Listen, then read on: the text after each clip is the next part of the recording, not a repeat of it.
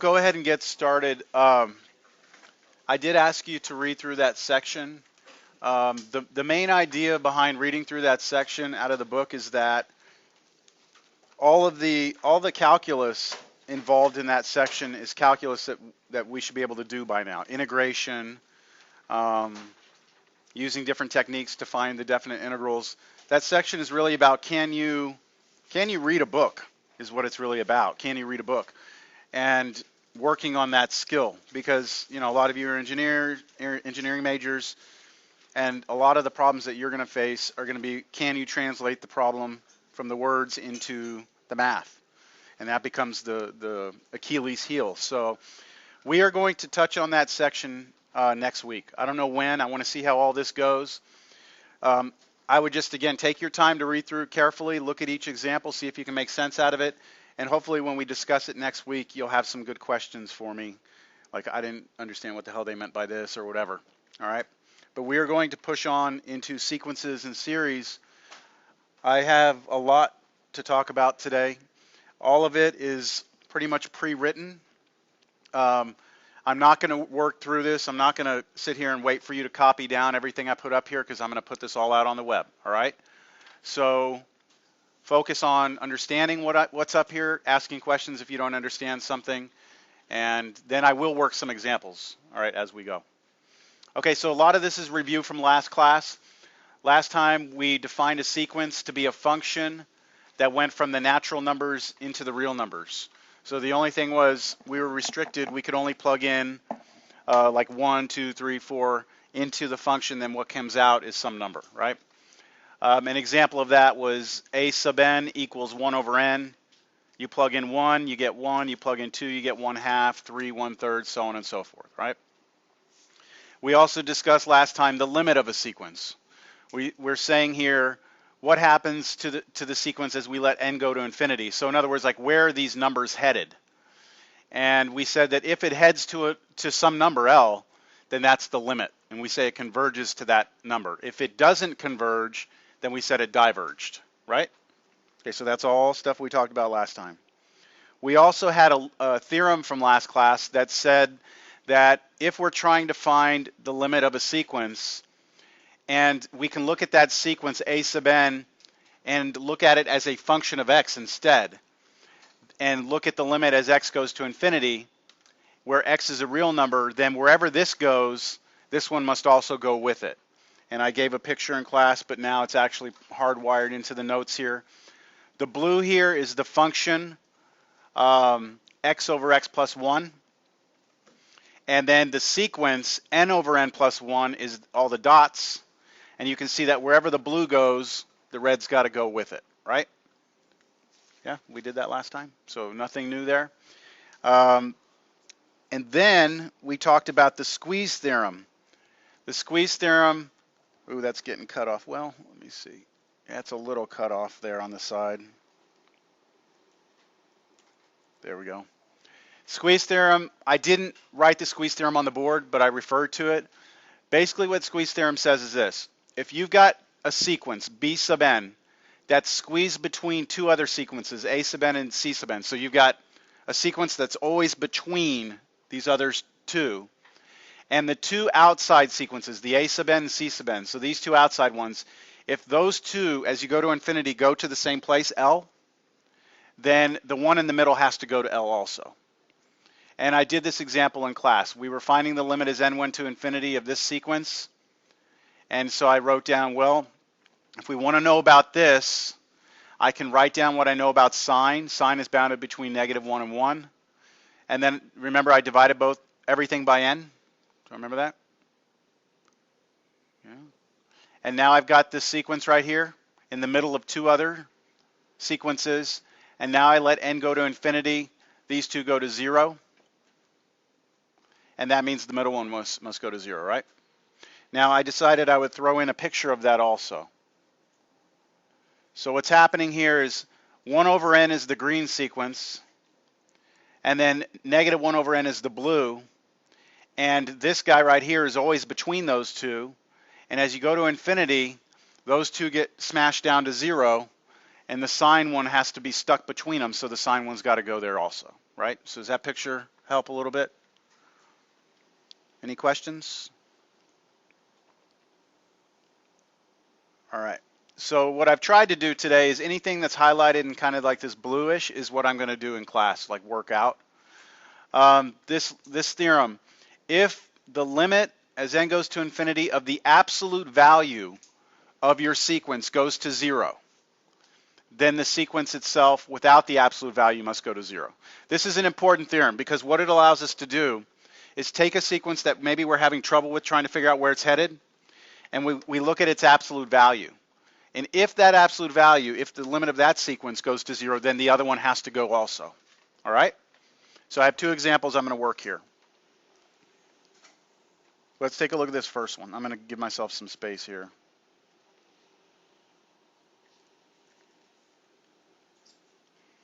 All right, so I would like to know what the limit as n goes to infinity of -1 to the n times 1 over n is doing.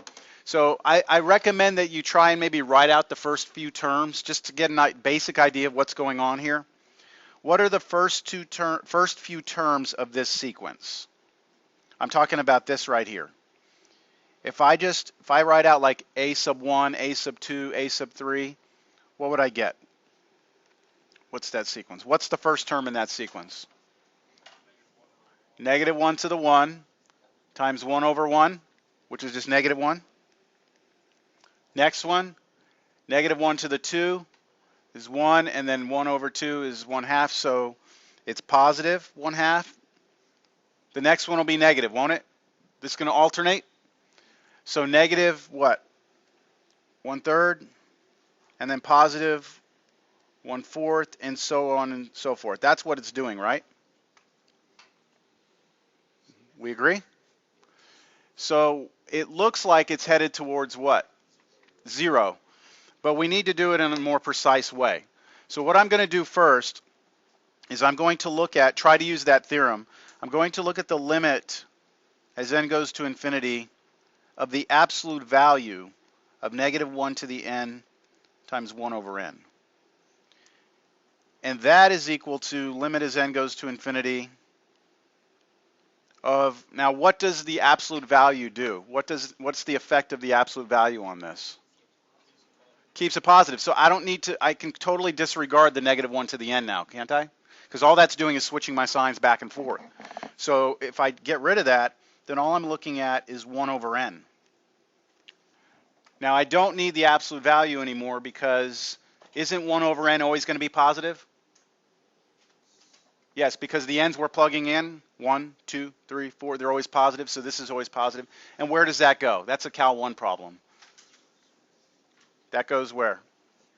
To 0, right? Now technically, if we were going to try and be correct here, we would say, okay, let me look at this as x goes to infinity, where x is a real number, right? And that goes to where? Well, fixed over infinity, gets smaller, that goes to 0, right?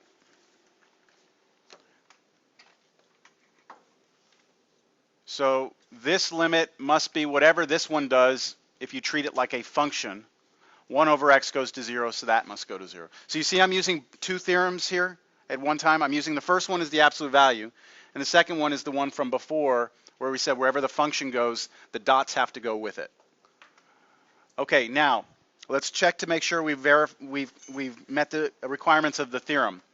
If the limit of this absolute value goes to 0, then the original one has to go to 0. Did it go to 0? It did, right?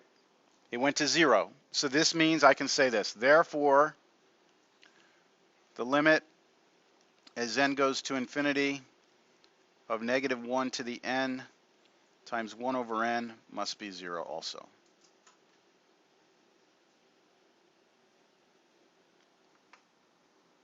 Any questions? On a test, how do you show that work? I mean, you can't just put 0 and like, I'm going to take that. You're going to have to show me something, all right? So you're going to have to show me you did the absolute value. Here, you're going to have to convince me that you know what's going on. So essentially, you just want us to replace with x. Well, in this problem, that's what you would do because the only way you can do this problem in Cal 1 is if it was a nice function, like a continuous function. especially if you wind up having to use L'Hopital's rule. Remember, L'Hopital's rule requires continuity, so you can't be talking about dots. It's got to be nice, smooth curves. So this shows me that you realize that you can't really conclude this unless you look at what it's doing as a function first of x. It's not getting squeezed by two other functions. That's right. This isn't squeezed. Yeah. So you have to just replace with x and solve hmm where x. And you have to understand that anytime you have a number that's fixed over a number that gets huge, that goes to 0. Okay, let's look at this next one. All right, so what's happening here? Limit n goes to infinity. Let's write out a few of the terms here. What are a few of the terms of this sequence here? So plug in 1, and what do you get? -1, right? Plug in 2, what do you get? 1.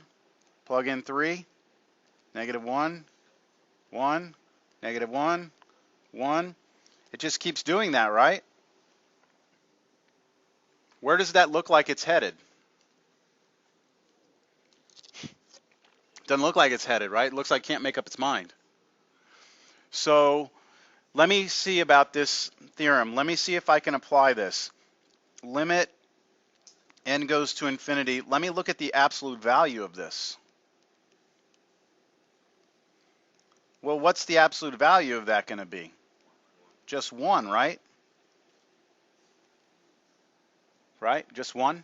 That's a 1. I'm just going to stress that it's 1 by making it look like that. That's just 1. Right? Because absolute value takes away the sign.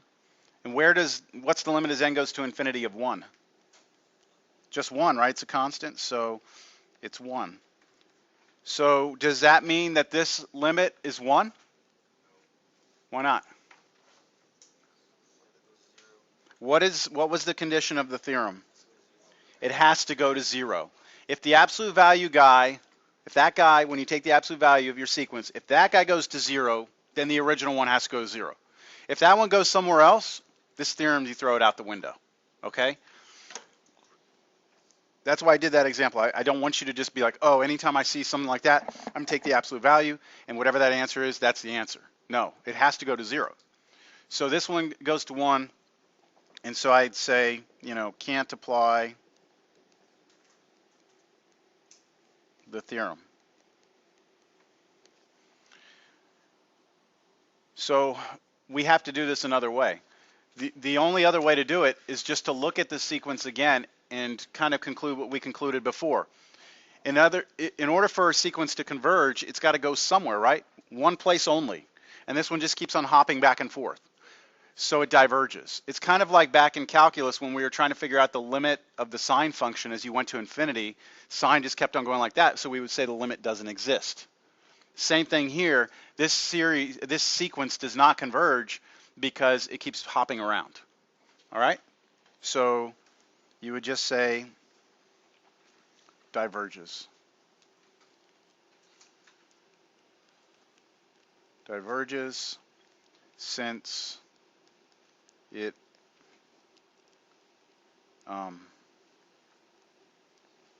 oscillates between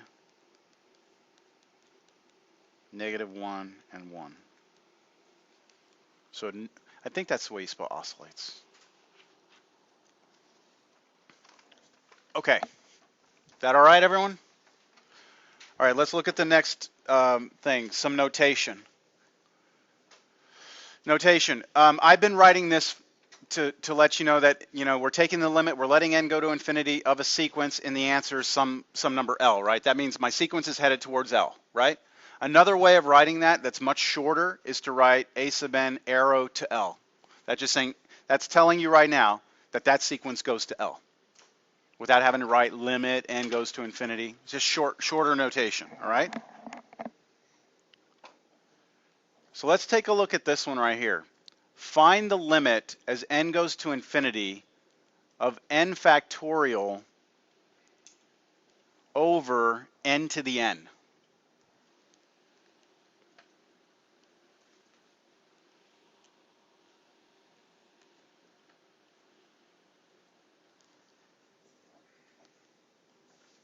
All right, Let's write out the first few terms. First few terms of this sequence are, let's see, plug in 1, right? What's 1 factorial? 1 over, what's 1 to the 1? 1. So that's just 1, right? Okay, next one. What's 2 factorial? 2 times 1, which is 2, over 2 to the 2, which is 4, which is 1/2, but I'm going to leave it as that. Now, what's 3 factorial? 3 times 2 times 1, which is 6. Don't add, multiply, right?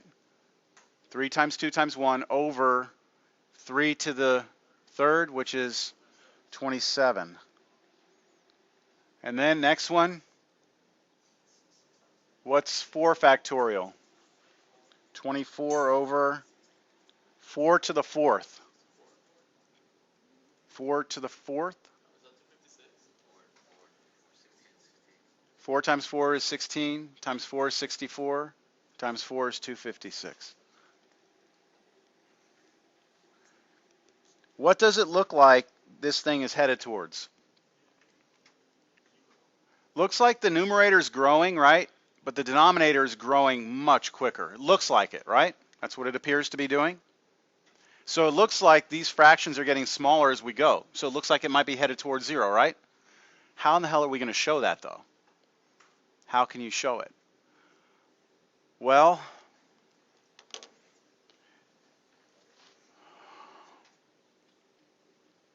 I could sit here and we could go, well, for a long time. So let me just kind of show you how you're going to do it. First of all, can we convert this to a function of x? Can we try and make it where it's like, you know, the blue graph and then our dots follow it? Yeah, the problem is that the n factorial is only defined for integers. Like 4 factorial is understood to be 4 times 3 times 2 times 1. 4.5 factorial is not defined. Factorial only works for integers. You follow me? So you can't switch this over to a function of x because factorial doesn't exist in that world. Do you understand? So we got to throw that out the window. The only other thing we can do is perhaps squeeze it down. Maybe we can get it between two things. So what I'm going to do first is I'm going to write out my a sub n. A sub n is the sequence, isn't it? It's n factorial over n raised to the n. That's what it is. Now next to that, I'm going to write out what that means. It's n times n minus 1 times n minus 2, and I keep going until I get to 1, right? And that's all multiplication there? All divided by n to the n. Doesn't n to the n mean n times n times n times n times n? How many of them? How many multiplications? N of them, right? So I have n here times n here times n here, and I keep doing that until I get to my very last n, right? Would you agree that if I line everything up, for each factor on the top, I've got an n underneath it, right? And like this? Yeah? Would you agree that this is equal to, so I'm still saying this is equal to, these first two n's cancel, don't they? So now I have n minus 1 over n times n minus 2 over n times, and I keep doing that until I get my last one, 1 over n, right? Y'all still follow me there? All I did was canceled out my first n's. Now, can you, or will you agree with me that that is less than or equal to, well, let's see. Is this number right here bigger or smaller than 1? Is that number bigger or smaller than 1? Smaller than 1, isn't it? And this number is smaller than 1, isn't it? And the next one's smaller than 1, next one's smaller than 1. All of them are smaller than 1, right? So couldn't I do this? 1 times 1 times 1 times, until I get to the very last one, which is 1 over n? I'm going to leave this one. I know that's also smaller than 1, but I'm not going to say that. So do you agree that this is bigger than this? You sure? Y'all understand that? Look, this number is smaller than 1, right? So if I replace that with a 1, then that's bigger. And then the next one, if I replace that with a 1, that would be bigger. And the next one would be bigger, bigger, bigger. So this quantity here is definitely bigger than this one. Yes? Yeah, because 1 over n could be 1. Awesome. Correct. Well, 1 over n could be 1. That's why it's. Maybe it'll help if we take an example. Just let's pick an n. Let's just say 10, okay? Pick 10. What's this first one right here?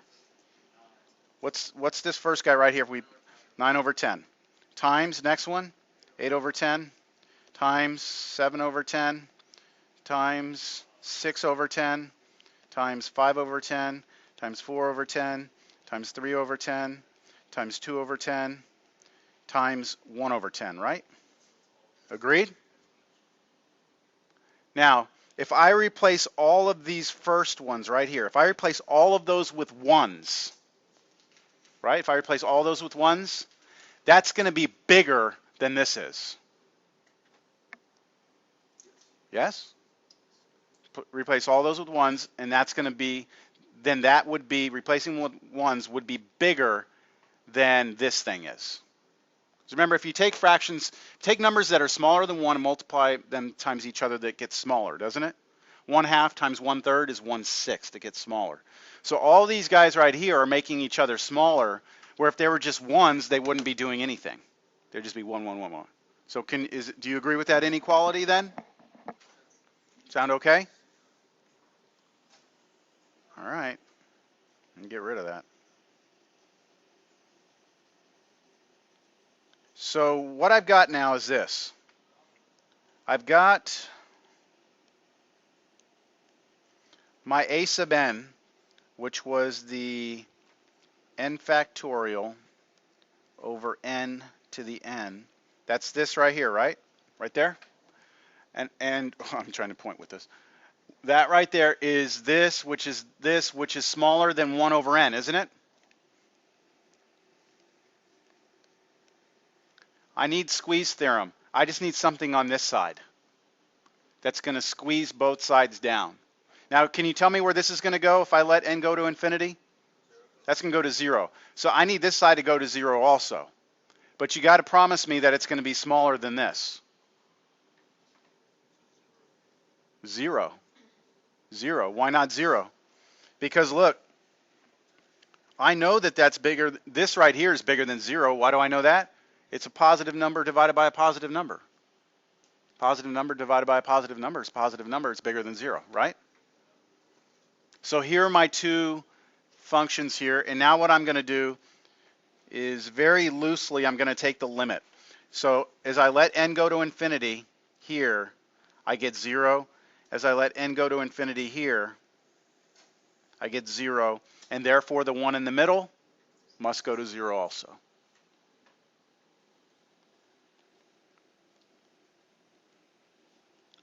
So this problem requires that you can't just look at the sequence and be like, oh yeah, it's obvious that's going to 0. You have to be able to show it. You have to be able to manipulate it. And in this one, I needed to do a squeeze theorem. Okay, so therefore, n factorial over n to the n converges to 0. See, I'm using that other notation now. This converges to 0.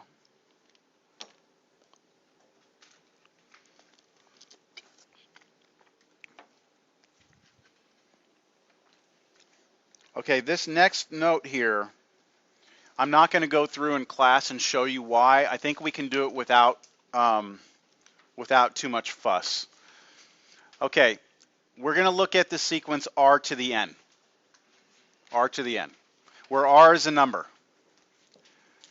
R to the n, how do I say this? R to the n, how do I say that? Converges to 0 if r is between -1 and 1. Do you agree with that? Let's pick a number. Someone give me a number between -1 and 1. 0.5. Can I say 1/2? So next to this, I'll give an example. If I take 1/2 and I raise it to the n, then what's that sequence look like? 1/2, 1/4, right? 1/8, 1/16. So what's happening to each one of those is getting smaller and smaller, right? What was you do negative 1/2? Good question. Let's do negative 1/2. A sub 1 would be negative 1/2. A sub 2 would be 1/4. A sub 3 would be negative 1/8. So they're still shrinking, but they're hopping around top and bottom. Do you see that? So you have negative 1/2. Like if this is the x-axis, you got negative 1/2, then the next one's 1/4, then negative 1/8, then 1/4, then you know what I'm saying? Okay, but it's still headed towards 0. But that diverges. No, converges. It converges to 0. It's not because like it oscillates between. It's okay to oscillate, But but they're getting smaller as it goes. All right, that's key. Just because something oscillates doesn't mean that it diverges. If it was going negative 1/2, positive 1/2, negative 1/2, positive, then there's too much of a gap between those. Let me see here.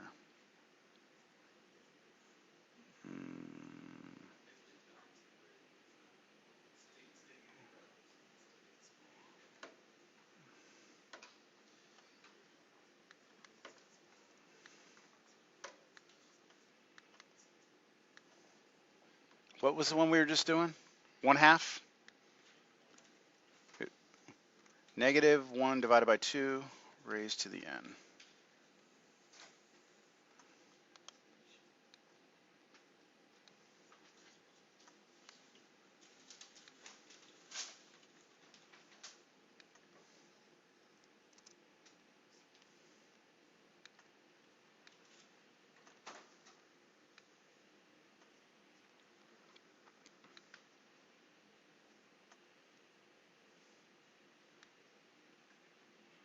There, that's the best I can. That's negative 1/2 to the n. So it starts out. Let's see. Hold on.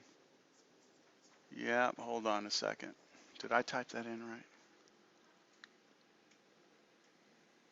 No, you don't want to sequence n equals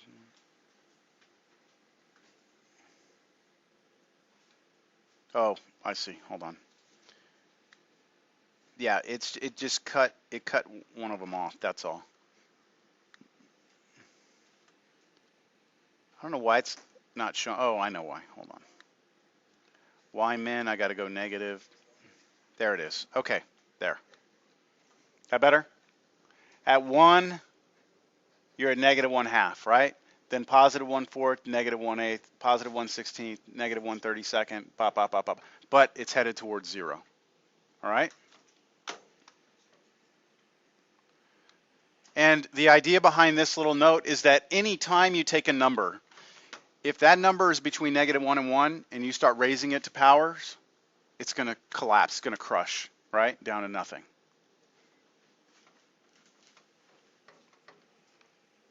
Do y'all take that okay? Is that all right? Another way of saying this, a way that I think would be better, is to just say the absolute value of r must be less than 1. That's another way of saying r is between negative 1 and 1 means the absolute value of the number is less than 1. Now, if r is 1, where is it going to converge to? Well, take 1 and raise it to any power. It's 1, 1, 1. So your sequence looks like this: 1, 1, 1, 1, 1, 1, 1, which means it's headed to 1. It is 1 the whole time. If r is bigger than 1, so now take a number like 2. What's the first term of that sequence? 2 to the first power is 2, right? 2 squared, 4. 2 cubed, 8. 2 to the fourth, 16. Where's that headed? Off to infinity, right? It's getting huge. So that diverges. So here are the examples. 1/2 to the n goes to 0. Why? Because this number in here is smaller than 1. This diverges because the number here is bigger than 1. And then this number right here, this sequence right here converges to 1 because r is 1. No questions? You already found that converges to 1, right? -1. Converges like if r is equal to -1.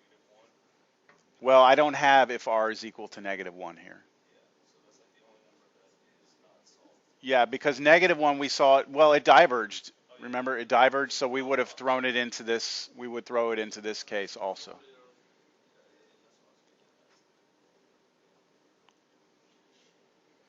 All right, now we're going to get into a new topic, a new concept here. Let me see if I can get that thing to clear up. There we go.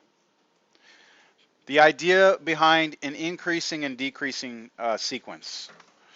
Okay, a sequence A sub n is said to be increasing if A sub n is less than A sub n plus 1 for all n greater than or equal to 1. In other words, the first term of your sequence is smaller than the second, which is smaller than the third. So each term's getting bigger as you go, right?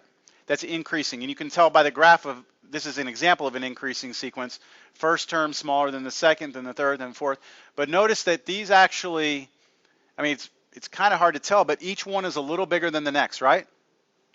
But does that mean it converges, or, you know what I'm saying? Does it look like this sequence converges or not? Looks like it's headed towards something, right? Looks like it's headed towards 1. But each term is higher than the next. Is it like that cup that's full, like? It's an asymptote, basically. Yeah, I mean, it's, you can actually keep going up the next step without actually ever going past 1. Exactly. It's possible. Decreasing is the opposite. Okay? Decreasing just means that your first term's bigger than the next, bigger than the next. So they start off here, and then they start getting smaller and smaller and smaller. Okay? In either event, if a sequence is increasing or decreasing, either way, we call it a monotonic sequence. Monotonic.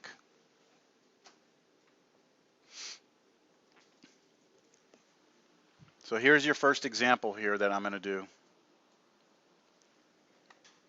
Show that n over n squared plus 1 is monotonic. Now, before I do this, I want someone here to tell me if that converges or not. Does that sequence converge?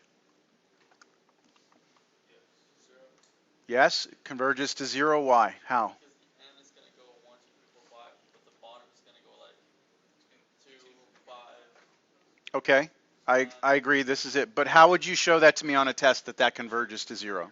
Yeah, you do the squeeze theorem, that's right. You could do squeeze. What else could you do? Solve for x. You could do it as a function of x, couldn't you? Because if you replace your n's with x's and you look at it where x's are real numbers and treat it like a function in Cal 1, then that's a well-behaved function. Go to infinity, apply L'Hopital's rule, right? Because you get infinity over infinity. L'Hopital once would give you 1 over 2n. 1 over 2n as n goes to infinity, that's a fixed number over infinity. That would squeeze down to 0. So you could show this by turning that into a function of x, showing that limit goes to 0, and then concluding this one must go there too. You could also do squeeze theorem, but I think that would require a little more work because you would have to come up with a function that's bigger and smaller than it, and then squeeze between, and that's usually harder to do. Now that's not what this is asking. It's asking to show it's monotonic. That means I need you to show me that this is either an increasing or decreasing sequence, right? So I want to show WTS that either this is true or the other direction, right?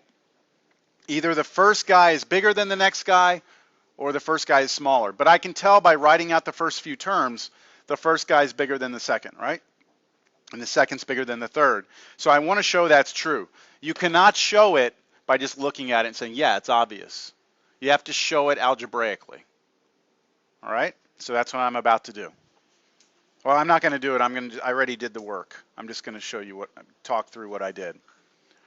So the first thing I did is I said, I want to show this, right? A sub n is bigger than A sub n plus 1. The nth guy in the sequence is bigger than the n plus 1 guy, which is the one right next to it, right? So what is A sub n?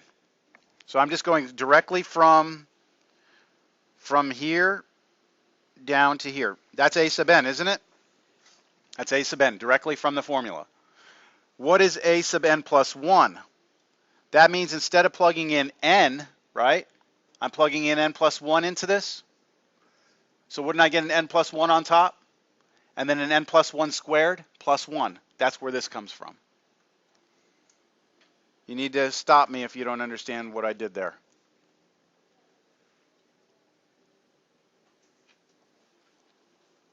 Now the next step, what I'm trying to do is show this inequality is true. At some point I need to get to the end and be like, yes, that's obvious that that's true. I don't think anyone in here can just look at that and be like, oh yeah, that's sure. That's always true.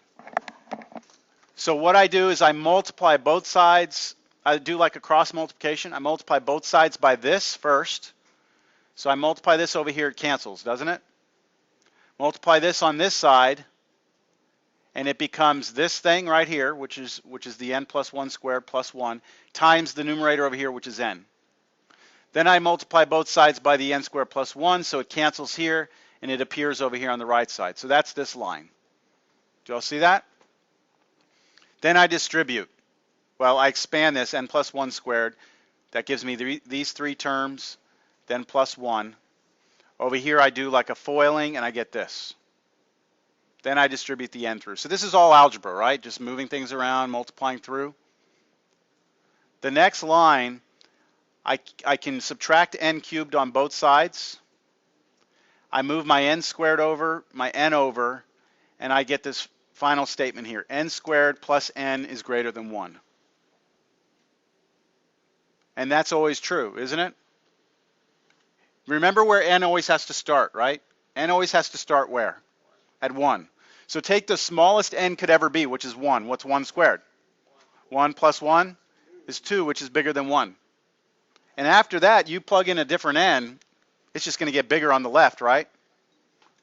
So I can conclude from this, since a sub n is always bigger than a sub n plus 1, that this is a monotonic decreasing sequence.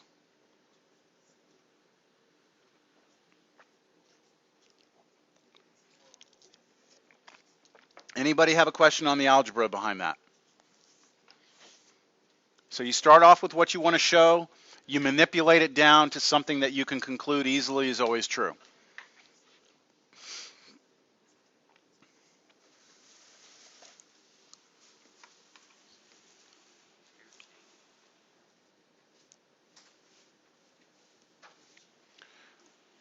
All right. Next definition here. A sequence a sub n is said to be bounded above. As soon as you hear bounded above, think of it like a ceiling, right? The ceiling is a bound for us. Nobody in here is taller than this ceiling. The ceiling is an upper bound, right? We are bounded above by the ceiling. A sequence is bounded above if there is some number such that the sequence is always smaller than that number. Every term of the sequence lies below that number. So you can see from this picture right here, I have a sequence, and then I have some constant m that my sequence always stays below. That makes sense graphically? If that happens, we say the sequence is bounded above. And then there's the converse, basically, of that, which would be bounded below. You have a sequence, it always stays above the floor, then we say it's bounded below.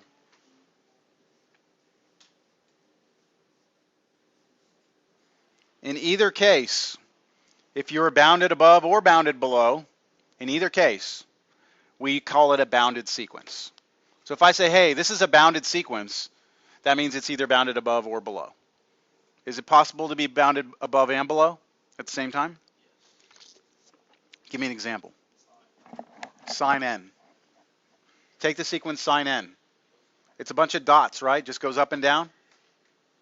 It's bounded above by what? Give me something else. 2 by 5. It's bounded above by a lot of things. It's bounded below by a lot of things. As long as it's bounded by something, it's bounded. It's a bounded sequence. All right, this is now, that all leads up to the monotonic sequence theorem, which says that every bounded monotonic sequence converges. Every bounded monotonic sequence converges. Why? So I'm going to take a moment to see if we can possibly extrapolate that idea. Every bounded monotonic sequence. So let me do a sequence here. First of all, let me give it an upper bound. Okay? So I'm going to draw a sequence in here, and that's going to be my upper bound. And I'm going to say that my sequence is monotonic. What does monotonic mean? It's either increasing or decreasing, right? In this case, can it be decreasing?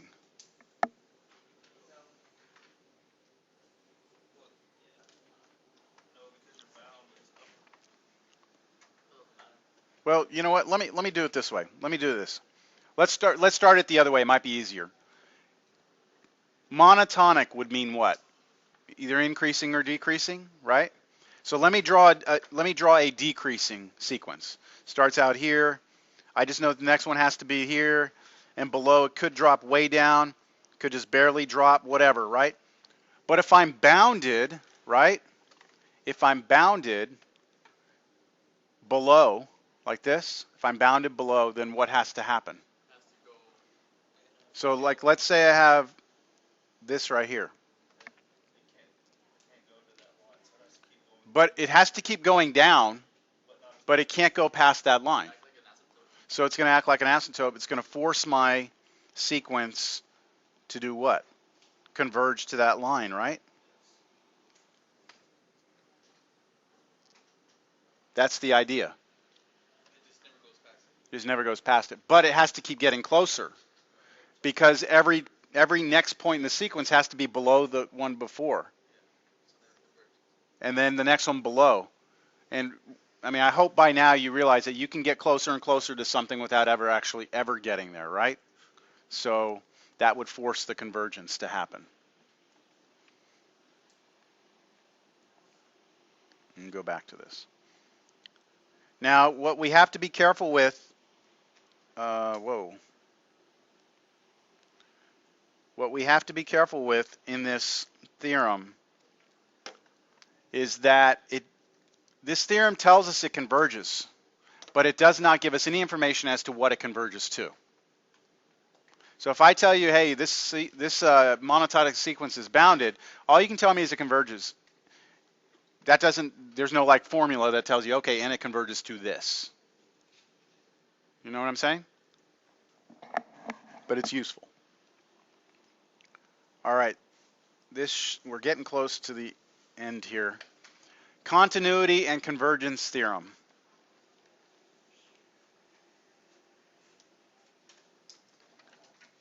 How would I read this? Okay. And a function f is continuous at L, then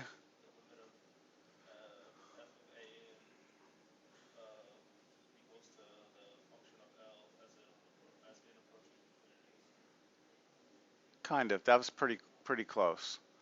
This is saying if we have a sequence that goes to something, right, converges to a number, right? So you got a sequence that converges to L. And you got a function that's continuous at that number that it converges to. Then if you plug the sequence into the function, right? If that sequence is plugged into the function and you say what happens as n goes to infinity, all you have to do is replace the sequence inside with the limit. So really this allows you to One way to look at it is that you're allowed to actually slide the limit into the function, as this next example will illustrate. So take a look here. Let's let n go to infinity. Cosine pi n over n plus 1. So I could start picking out, like writing out the first few terms, right? I could? Should I, or do you want me to?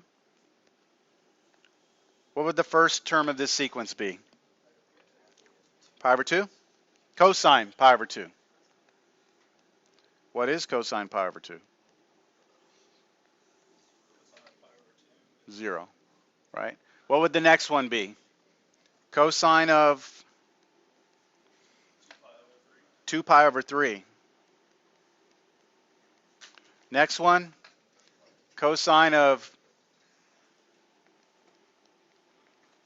3 pi over 4, and so on and so forth. Where's this headed?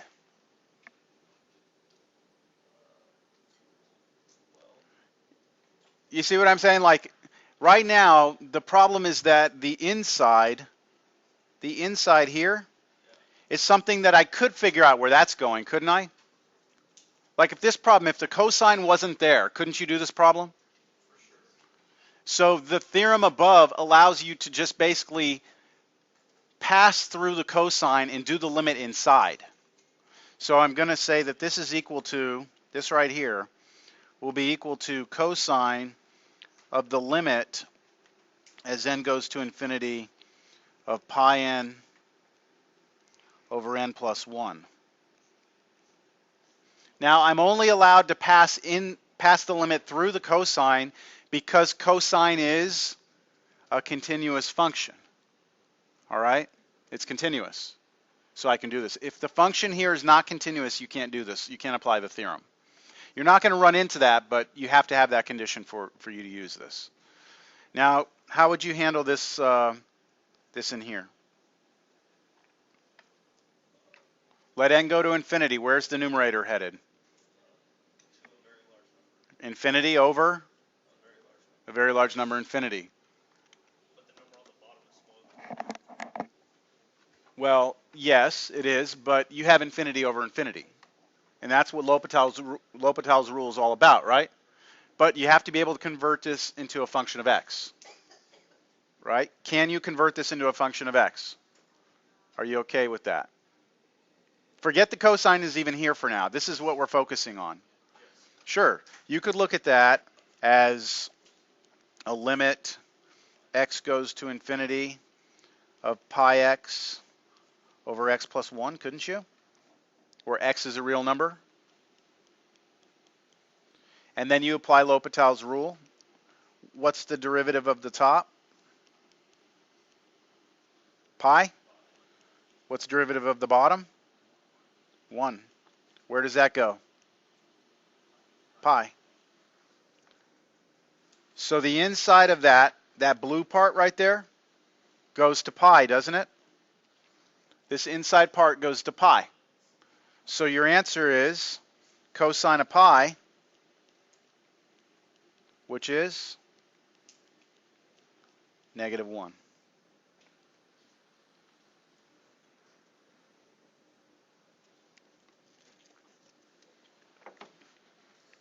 Questions? Sure?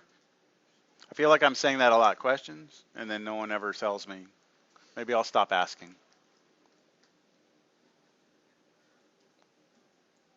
I remember when I first started teaching calculus, I was fresh out of grad school. I was frustrated that I was willing to like ask people if they had questions and no one would ever stop me.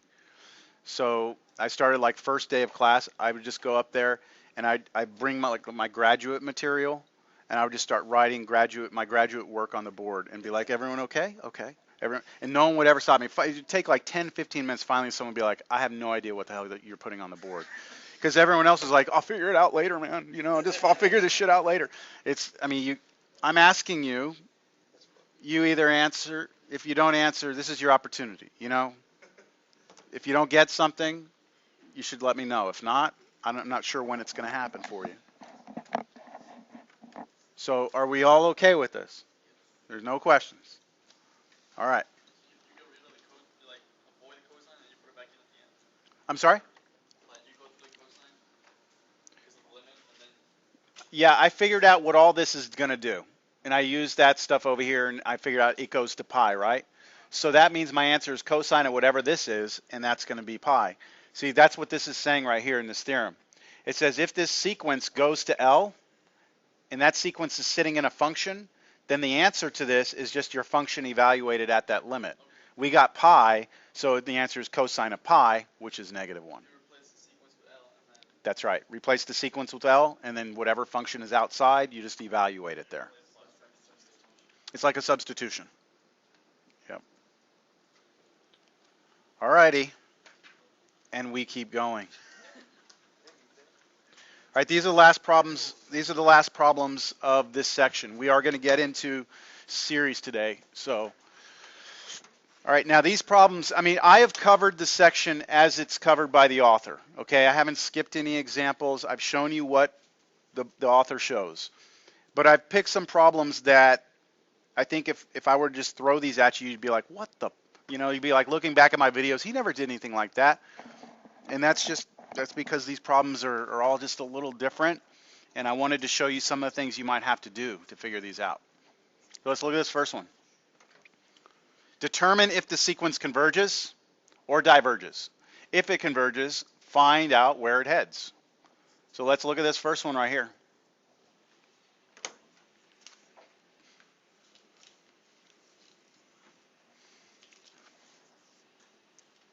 Should we write out the first few, or?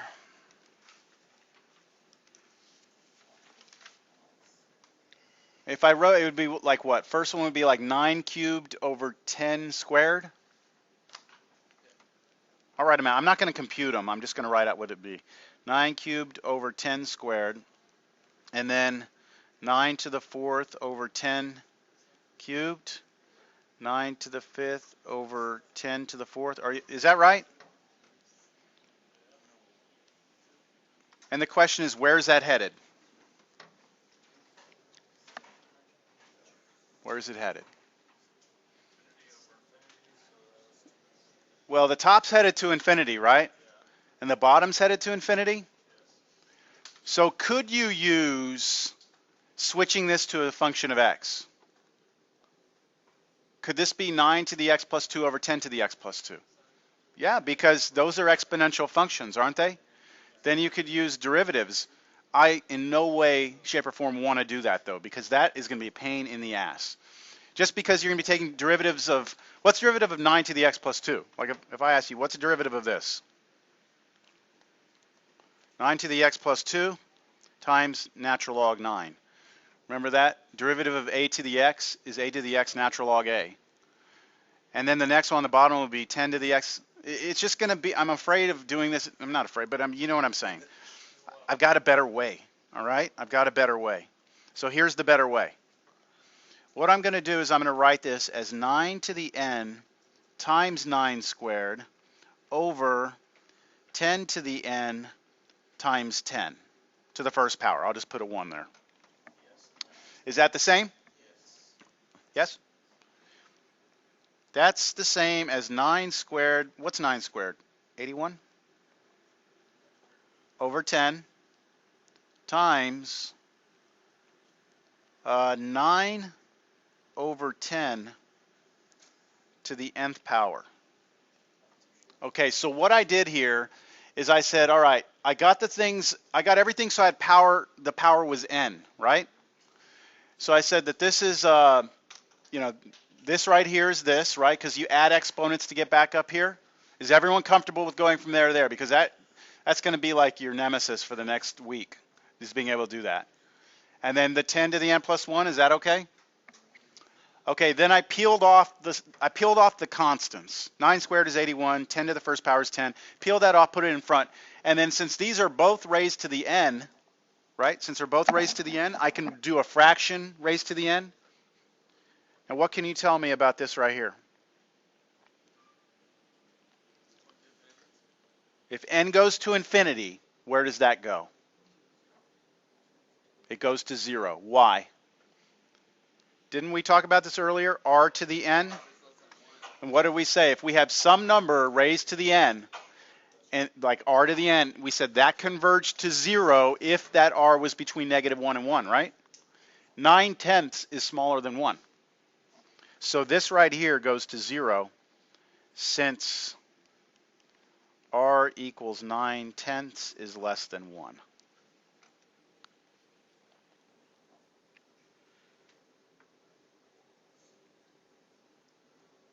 So therefore, a sub n converges to what? Well, if this thing goes to 0, right, then 81/10 times 0 is going to go to 0. So this is going to be 0. So on a test, what I'm looking for again is for you to do this little manipulation, get to this point where you can identify R. Once you identify R, show me that it's between -1 and 1, and you're done. Then you can say it goes to 0. Okay, what about this next one?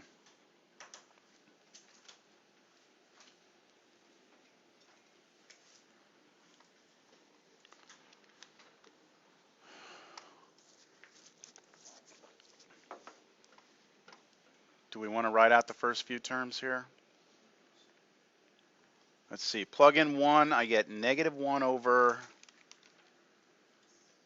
1 plus 1 is 2. Plug in 2, I get a positive 2 over 2 plus root 2. Plug in 3, I get a -3 over 3 plus root 3, and so on and so forth. So it's alternating, right? But where is it headed? So anyone have an idea of what we can do here? Take absolute value and hope that it does what? Goes to 0. Because if it doesn't go to 0, we're just, all we can say is I don't know, right? So we could do absolute value. How about switching it into a function of x, like we did in Cal 1? Can we do that? We're going to run into a major problem if we do that. Because what's -1 to the x? -1 to the x is an exponential function. But when we define exponential functions in college algebra, we say the one exception is that your base can't be negative. So it's kind of like the factorial. You can't convert a factorial over to real numbers. You can't convert a -1 to the n over to -1 to the x. You can't do it. So you can't do that. Yeah, that's the part that oscillates. So we have so far the absolute value. We could try that, hope it goes to 0. I can already tell you it's not going to go to 0 because, well, I'm getting ahead of myself. I won't do that. I could try a squeeze theorem, right? Try and squeeze it between two things. Or maybe I have to do both. Let's see what happens. Let me try the absolute value first. What's the absolute value of a sub n? That's just n over n plus root n. Now what happens? What's the limit as n goes to infinity of n over n plus root n? You get infinity over infinity, don't you? So can I switch this one to a function of x? X over x plus root x? That you can switch to a function of x, can't you? So I'm going to switch this. Limit x goes to infinity of x over x plus root x. And now apply L'Hopital's rule. What's derivative of the top? Derivative of the bottom. 1 plus 1 over 2 root x. Let x go to infinity, and what do you get? 1 over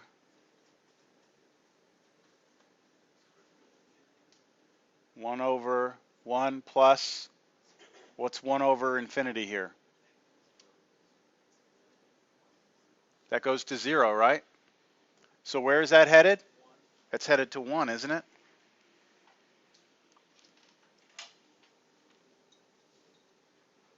So this limit right here is headed to 1. However, in order to apply that theorem, it had to head where? To 0. 0. So I can't apply it. Can't. Whoa. What happened there? Can't apply the theorem. So I'm going to have to try something a little different. So I'll separate my work with a little line here. Let me try something else then. Let me try squeezing it. Okay, let me try squeezing it.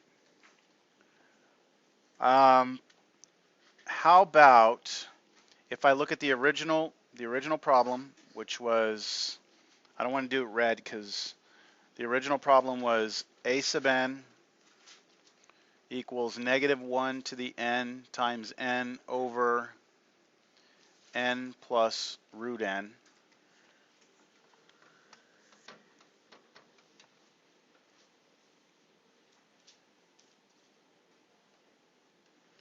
Can I guarantee that that's smaller than something and bigger than something? Can anyone think of something that that's less than?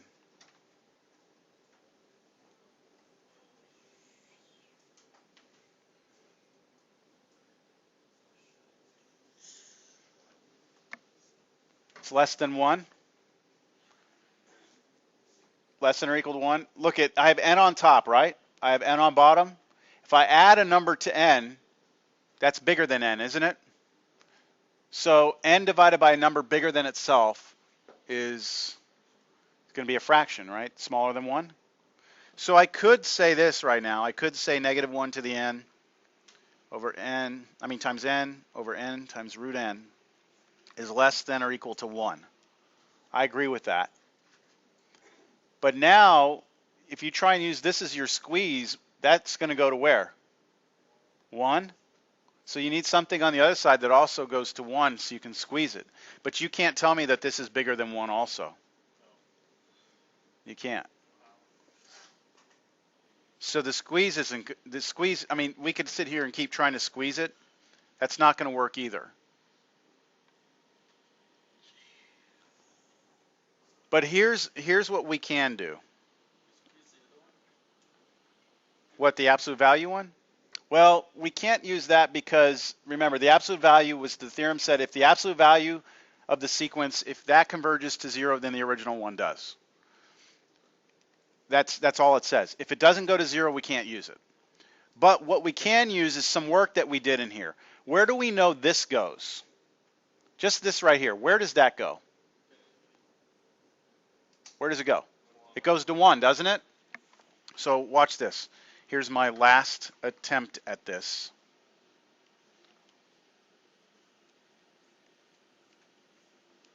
What I know is this. A sub n is equal to -1 to the n times n over n plus root n. What I've done is I've rewritten it where I slid the -1 out here, right? If this guy right here, if I know that that's headed to 1, then all this does in the front is what? Changes the sign. So what's happening here is that as I go out, right, the numbers are getting close. The number on the right side there in the red circle is getting closer to 1, but the -1 to the n is doing what? Positive, negative. So it keeps wanting to flip back and forth, but it's not going towards a single number. It keeps flipping back and forth to something close to 1, close to -1, close to 1, close to -1, close to 1, close to -1. So I can conclude from that it diverges. So I'm going to put here diverges since this right here, right, since that goes to 1, this is going to, and then this part right here changes the signs.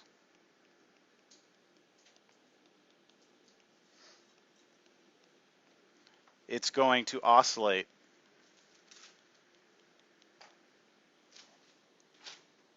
to numbers close to 1 and -1, right? It's not going back and forth from 1 to -1, 1 to -1, but it's close to it, close to it, close to it, close to it. That's a 1 and. That's my little and symbol. Doesn't really come out too good here. And -1. I'm thinking that it might be worth taking a look at that one. Let's just, I'll graph it real quick.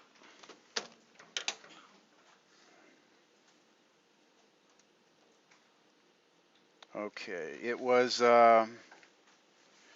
-1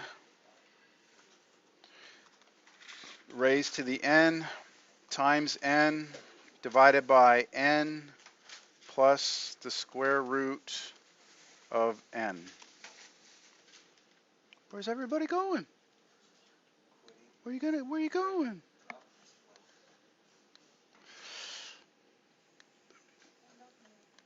Paste, there we go.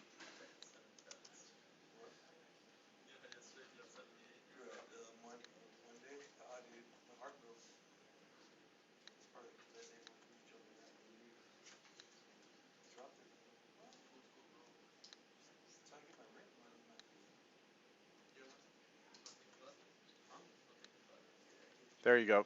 That kind of shows it, right? Can you see that? That's the sequence. So as I go out further and further in this sequence, you can see that it's headed towards 1 and -1, but it keeps jumping back and forth.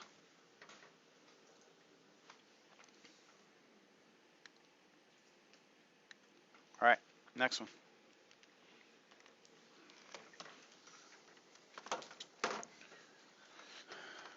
After talking with a few students at the end of class last time, I'm going to try my best to make your next exam before the drop date, because I think it's scheduled for the day after the drop date, which doesn't help a lot of you. All right, let's go for this one. What's happening here?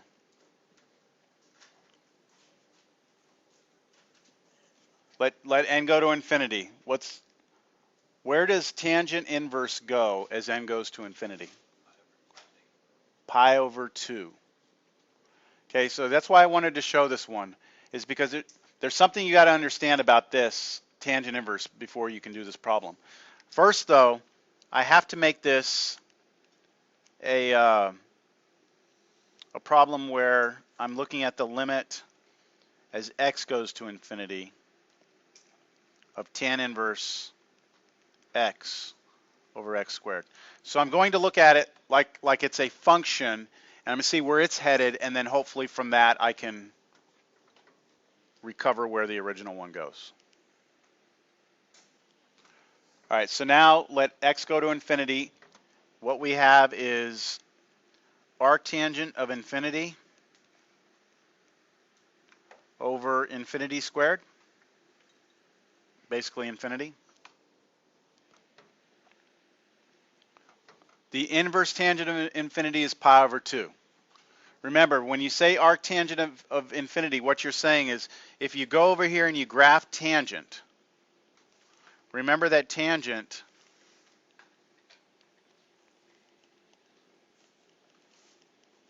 the tangent function looks like this, right?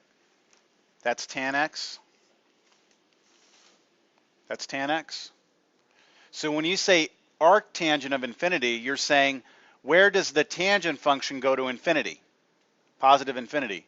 It happens at pi over 2, right? Pi over 2 is where your tangent goes to infinity. So inverse tangent of infinity is pi over 2. So your numerator is headed where? Pi over 2. And the denominator is headed where? Infinity. And where is that going to go then? 0. Because you have a fixed number on top, pi over 2, over something that's getting huge, it's going to go to 0.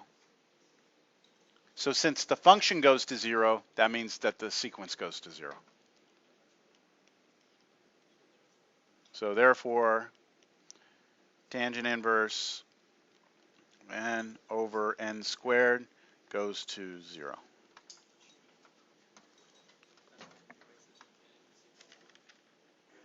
I need to bring that up, what? Oh, so that's when you took the limit to infinity to see if it would go to 0, and if it did, then the other one goes to. No, because I'm not, well, yes. Remember, if we ever have a sequence that we can switch it in terms of x, like a real valued function, and then we take that limit and we do our work on that, and that comes out to be an answer, any answer, then whatever that answer is this one here. For you to change it to x, you have to raise it to infinity afterwards. Well, when we're trying to figure out where a sequence is going, we're saying what happens as n goes to infinity. So when we switch it to x, we then take x go to infinity, right? Because we're looking at what happens to the sequence as you go out forever. Yes?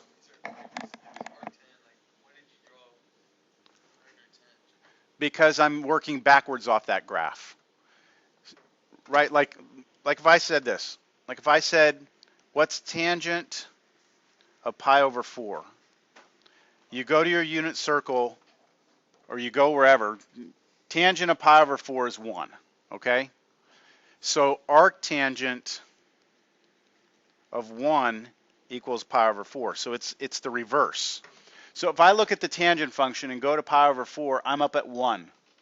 So inverse tangent of 1 is the pi over 4. So if I go up here and I say, here's 1, where does that come from? Pi over 4. Here I'm saying, what's arctangent of infinity? I'm saying, where on my tangent function am I going infinite? That happens at pi over 2. You could also graph the arctangent function, which looks like this, but a lot of people aren't as familiar with that, right? The arctangent function looks like this.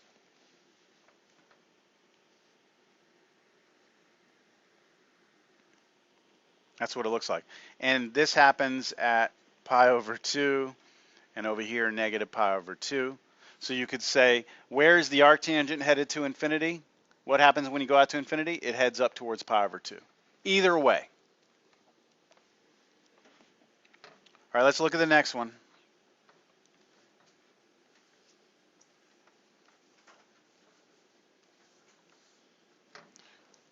All right, natural log of n minus natural log n squared plus 1.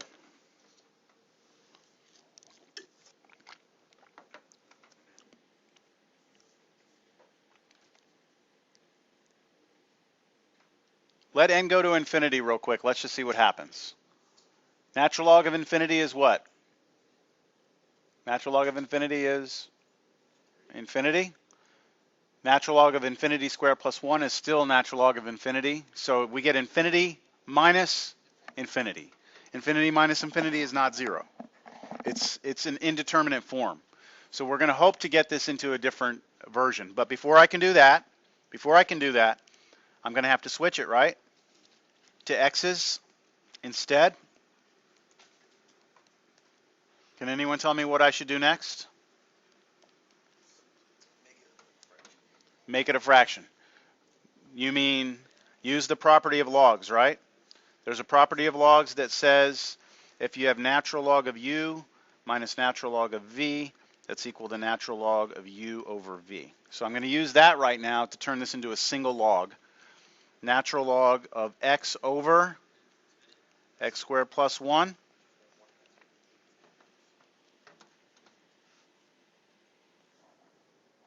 Now take your limit. Well, I'm going to have to put the limit inside the natural log, right? Pass it through the natural log. What's the limit inside here? Infinity over infinity. So L'Hopital on that. So I say from here, L'Hopital's rule gives me natural log of what? 1 over 2x.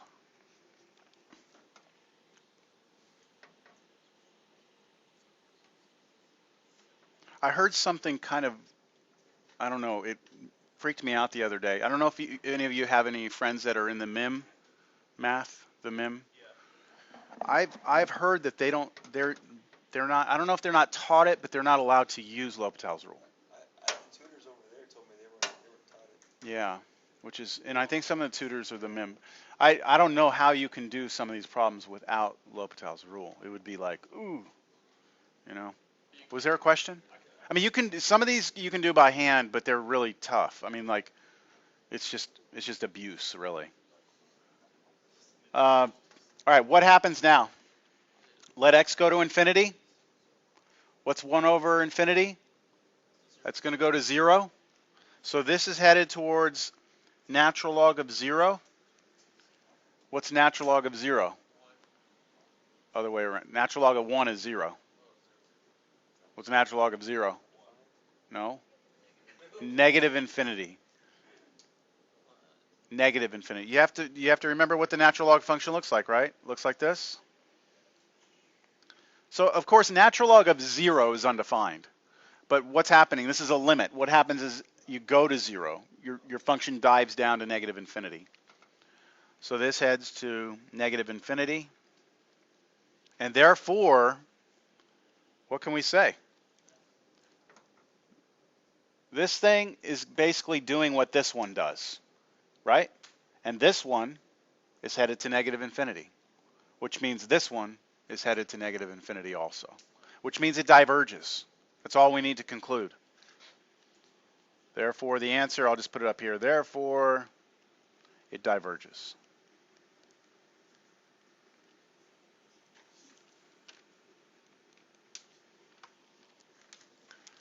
Damn, this is taking longer than I thought. Okay.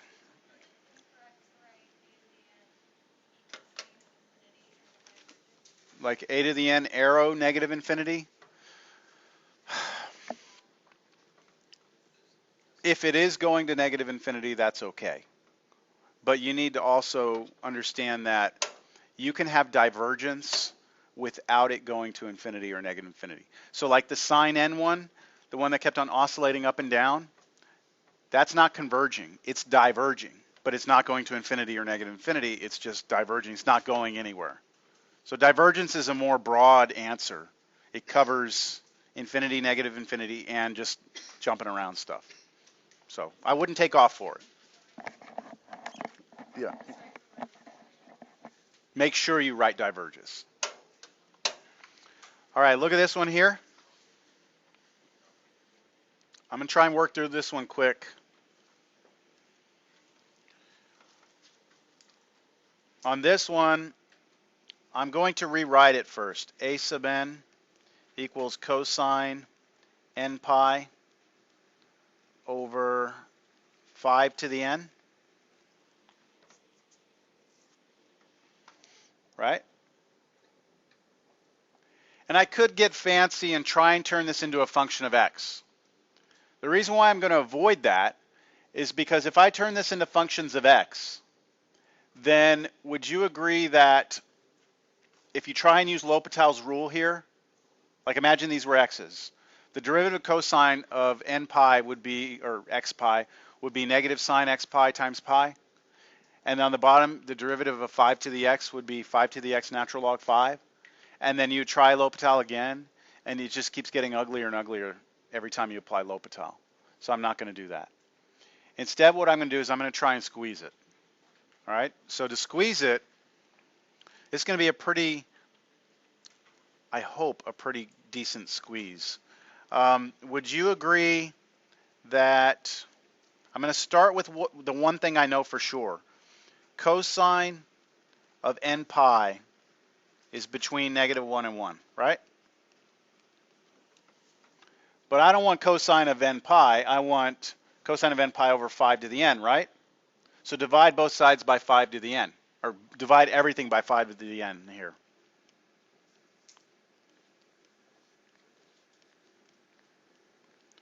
And where do the two outside ones go as n goes to infinity?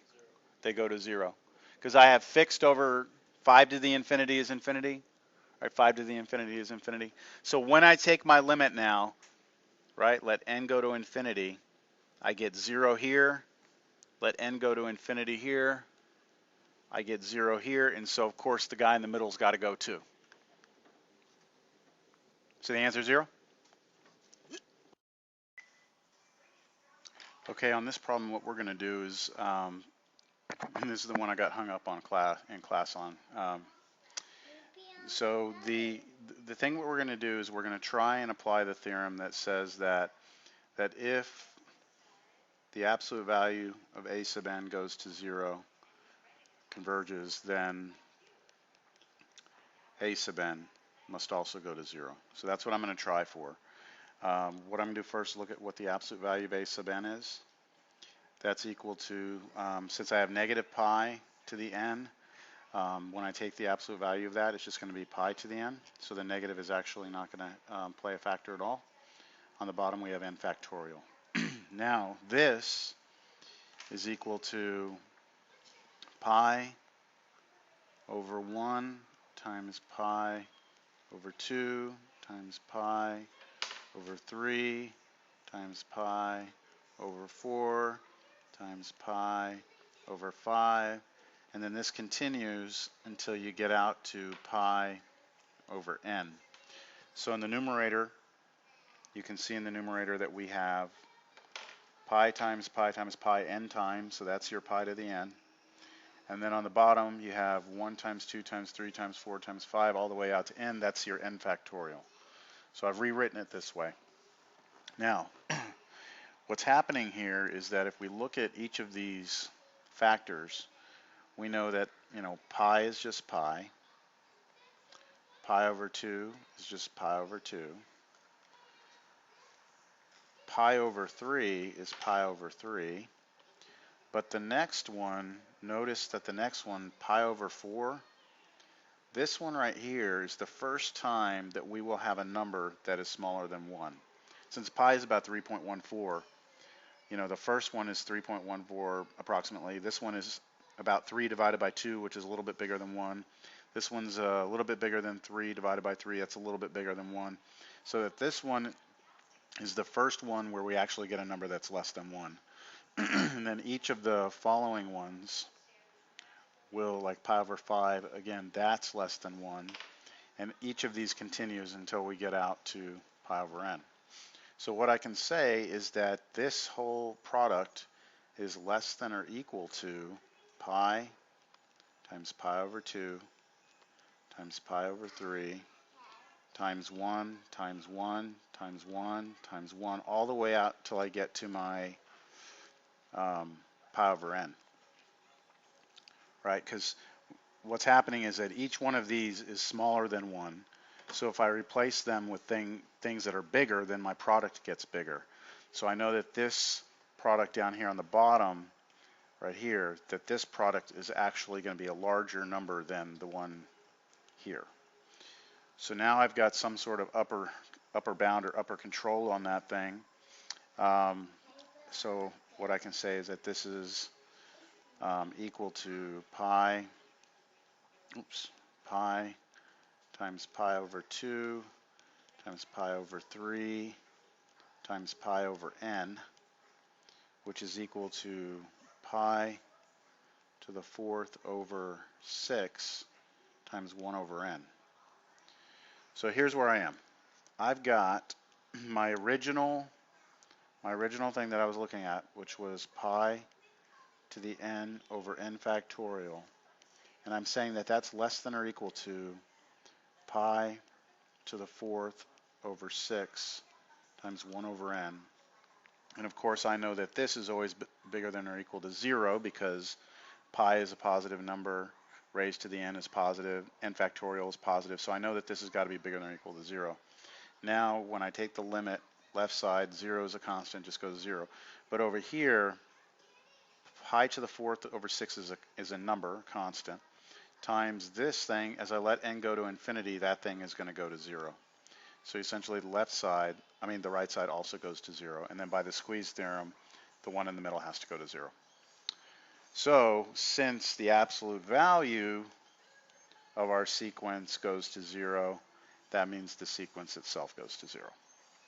Hope that clears everything up.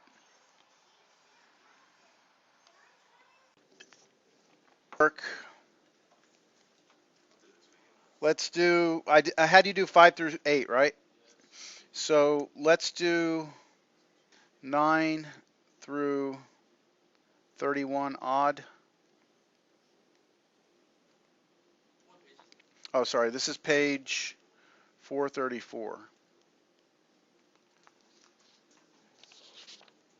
and work through those. I mean, it's some of the problems in there I didn't do an example of, especially like 27.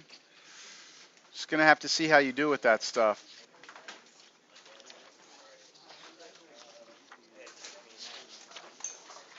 Okay, y'all have a good weekend.